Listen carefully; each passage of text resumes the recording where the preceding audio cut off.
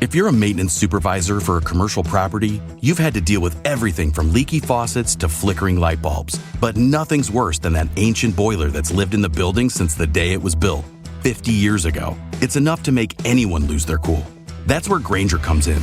With industrial-grade products and dependable fast delivery, Grainger can help with any challenge, from worn-out components to everyday necessities. Call, click Grainger.com, or just stop by. Grainger, for the ones who get it done.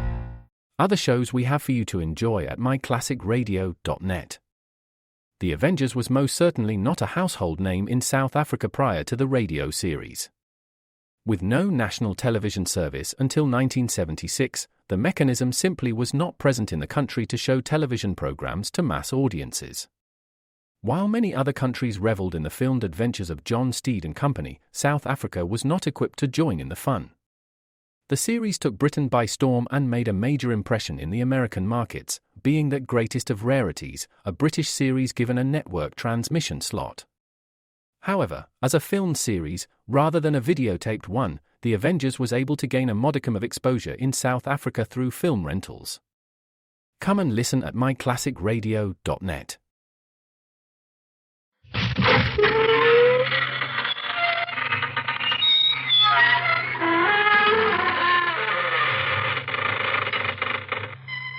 Good evening, friends of the creaking door. This is your host to welcome you once again into the inner sanctum. Come on in, and never mind looking back over your shoulder. Whatever it is that's behind you can't be half as bad as what's in front. As the man whose throat had just been made the scene of an experiment with a razor while he slept said, I'm going from bed to hers.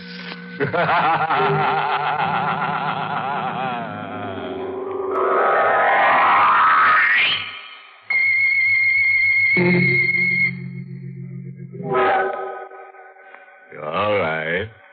Settle down now. It's coming. And there's nothing you can do about it.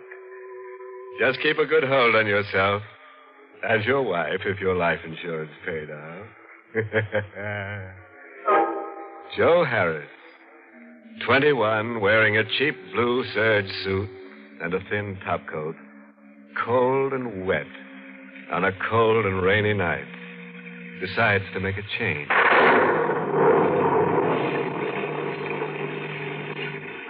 Kansas City's okay, but there's nothing there for me. I gotta get out. My wardrobe ain't built for a hard winter, so I figure it could be more comfortable on the coast, California. But I ain't paying for rail transportation this year, so I head for the KC freight yards. And I picked me out a nice long freight job that happens to have an empty car. And pull the sliding door over,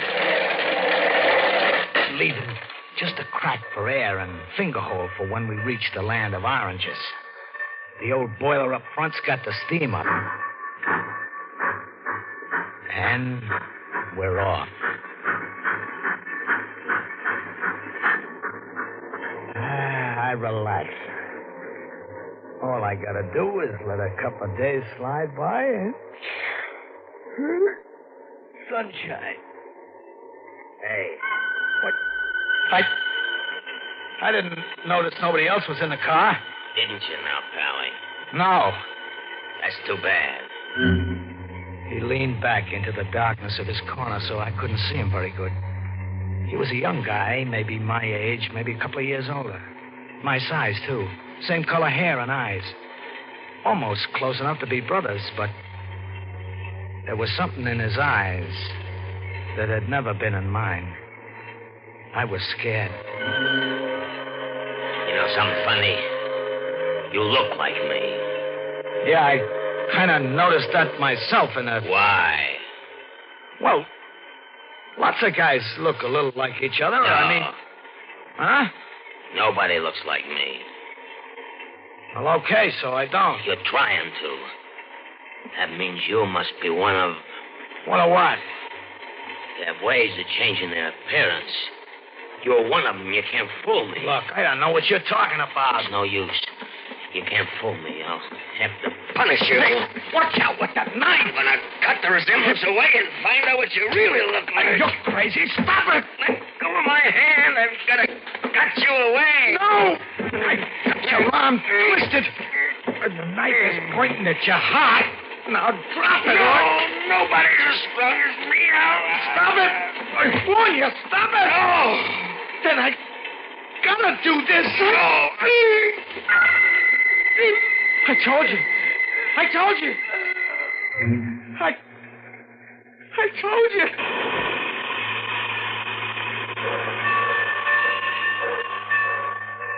Dead.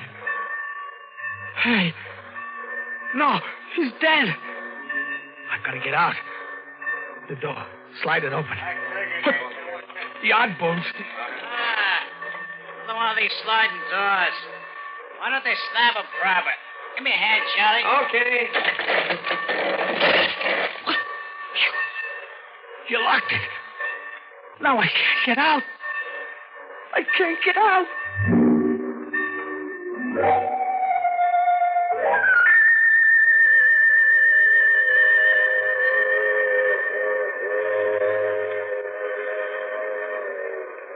So there I was, locked in with him, in the dark. He was dead, so I wasn't afraid of him. At first. I even gave him a going over. His eyes were open, but I flopped him over, and I went through his pockets. Just a couple of bucks and some small change, and his draft card. Funny, he was 4F, just like me. His name was Martin Pell. That's a laugh, too. Finding out who a guy is after you kill him. Kill him? Yeah. I was a murderer. I just realized it. They'll hang me for that. No, it was self-defense, but what chance have I got of proving that? Me with a record, too. But maybe I can lose that record. Maybe. Yeah. So I switched draft cards with him. And now he's Joe Harris. And I'm Martin Pell. Martin Pell of, it says on his card, of Wisey, Oklahoma.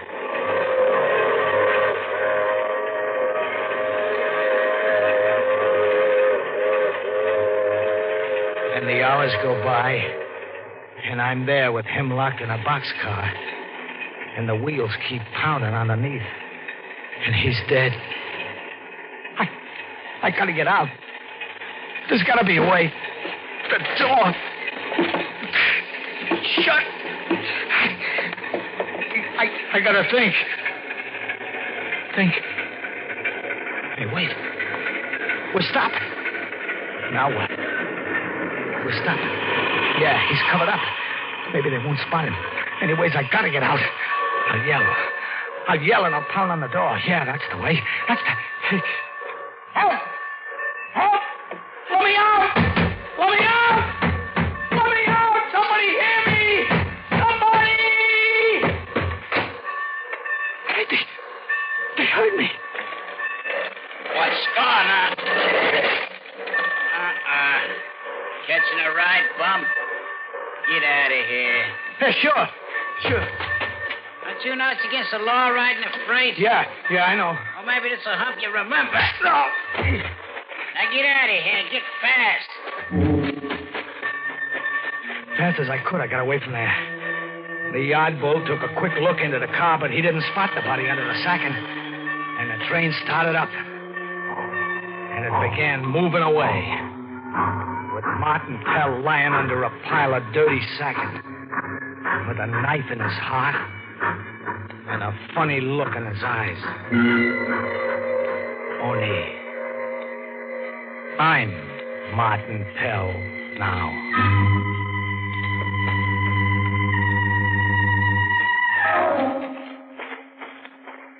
It was only a watering stop where the train stopped, so I walked across the prairie. Not knowing where I was going and not caring much.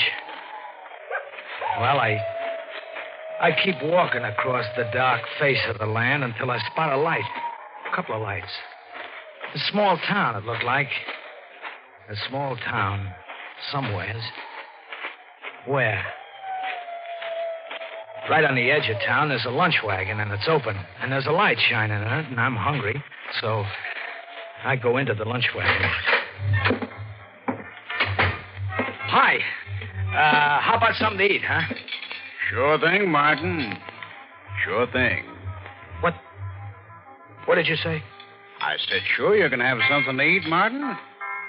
What'll it be? Martin? What town is this? Why, you ought to know, Martin. This is Wisey. Wisey, Oklahoma. Wisey? But that's the same place. It can't be. Oh, that's no way to talk about your own hometown. Of course, you've been away quite a few years. You look good enough. Wouldn't you say I've changed? Oh, no more than's natural. Of course, you're only around 16 when you left. Kind of an advanced 16, though. Yeah? Ain't many kids that age would have stuck up the bank, knocked off the night watchman. I killed him? Oh, don't get modest, fella. Sure. Old man Henshaw. Hey, I was near forgetting. You said you're hungry. Not anymore. Oh, come on, have something to eat. Don't you believe in putting anything in your stomach before doing a job? Doing a job? Me? Why do you think I sent for you? Why should I promise you $1,000? I don't remember. Oh, for Pete's sake, Martin. How many men you killed that you don't remember a job like this? Never mind the act. Play it straight, huh? Okay. Don't get nasty. It's too late to talk business anyway. Come on, I got a room fixed up for you and back. Get a good night's sleep. We'll talk in the morning. About an old man that's lived way past his time, And about how you, going to take care of that. Martin, I sent for you because I need money. I ain't got any. My uncle has. Old man Carew. I'll get it from him. When he dies, I will. So? So I want him to die. Oh. I got $1,000 in cash. That's yours. For what? From my uncle dying a little earlier than expected. No dice. No dice? Martin, you take care of old man Carew, or so help me, I'll turn you in on that bank job. Go ahead. Turn me in.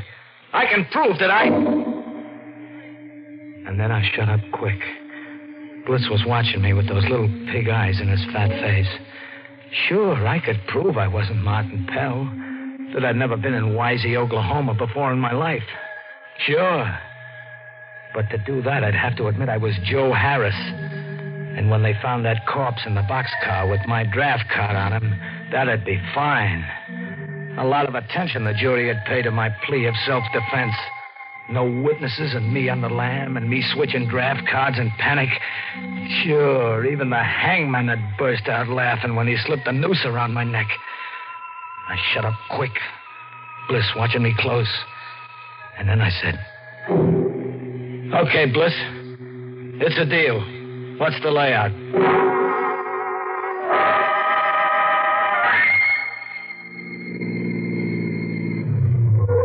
I'll pull in here. Trees will cover the car in case anybody happens to be out late on the highway. Can't be too careful. Ain't that so, Martin? That's so.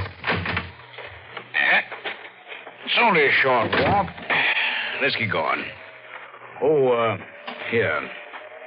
You better take this. What? Oh. A tire iron.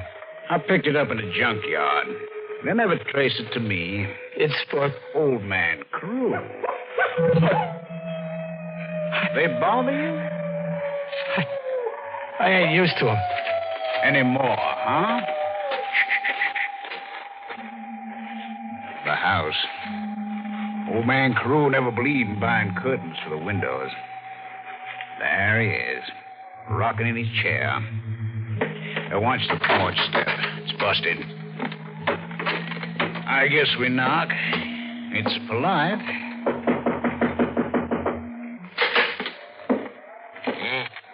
What's it now? Uncle Carew. It's me. What you want? Just to come in. I brought a visitor. An old friend of yours. Well. Sit where you like. Sit in my rocker. Nobody sits in it but me. Who's the man with you? Don't you recognize him? Looks like Pell Boy. That's who it is. Martin Pell. Never was any good. Like you, Bliss. All right, you visited. Go on home now. Kind of cold out. Give us a chance to warm up, huh? I don't care what you do. Just dozing off a bit. Go on, Martin. What? You ain't looking this way. Now's the time. I ain't gonna. He's an old man. Give me the iron. What are you... Give it to me. All right, here. Yeah. Uncle.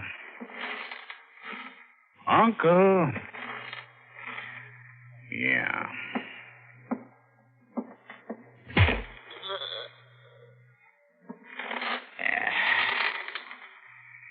That'll be that, huh? Pockets. Yeah. Uncle was carrying quite a bit of dough on him. Martin. Here. Huh? Here, take the money. It's your payment. No. I'll put it in your pocket myself. That's very important. When they find you here, knocked out, tripping over that busted porch step, they'll know why you killed old man Carew. What are you talking about? Sure, and knowing your record, Martin, they'll never look for anybody else. Now, when they find you on the premises with the old man's dough in your pocket and your fingerprints on the tire iron... No. That's right.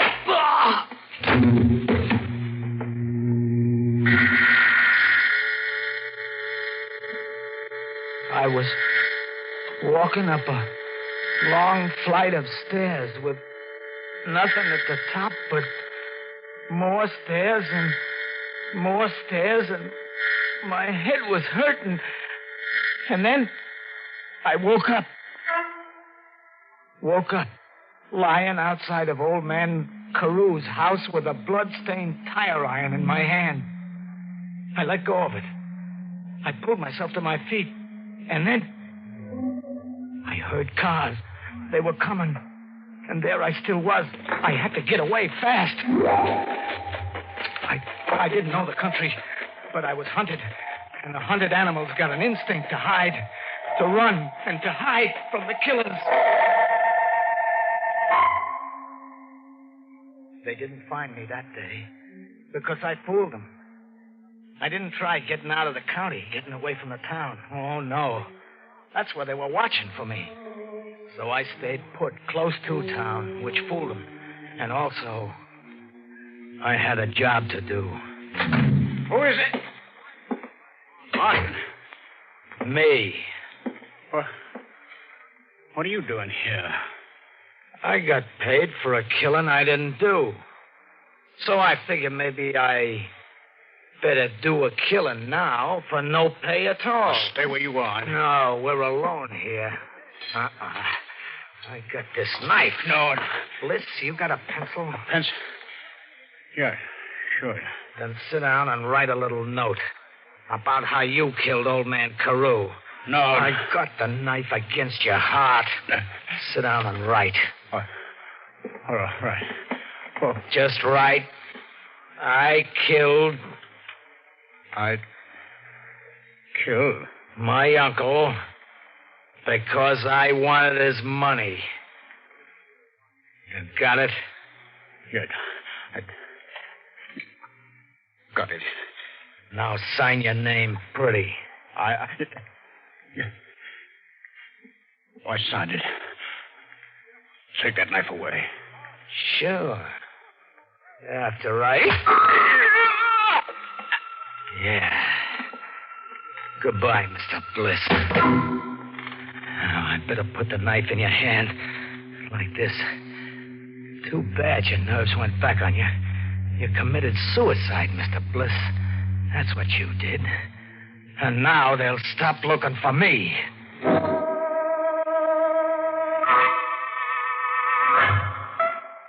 I holed in and waited until they found Bliss.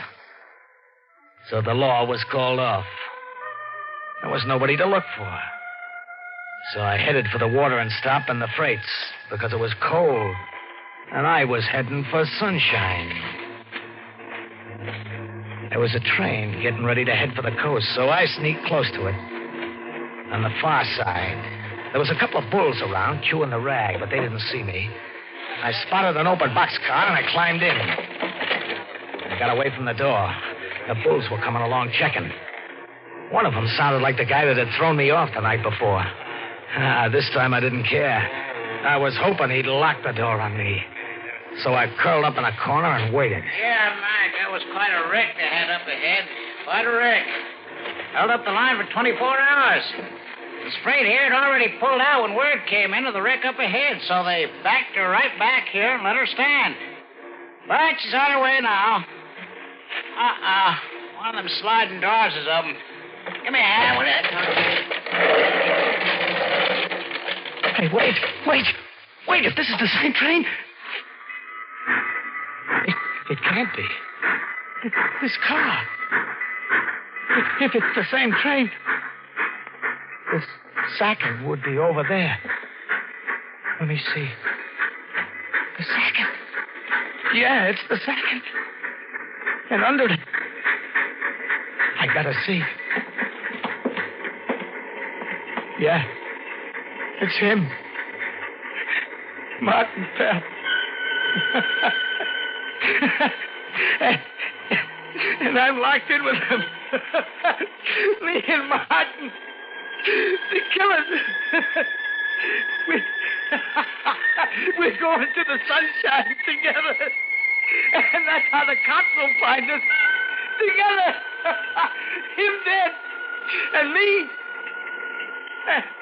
And me.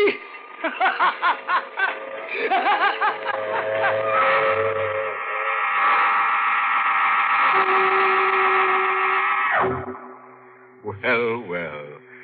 Alas for poor Joe, who couldn't keep out of boxcars. He was a nice boy, but he couldn't stay put.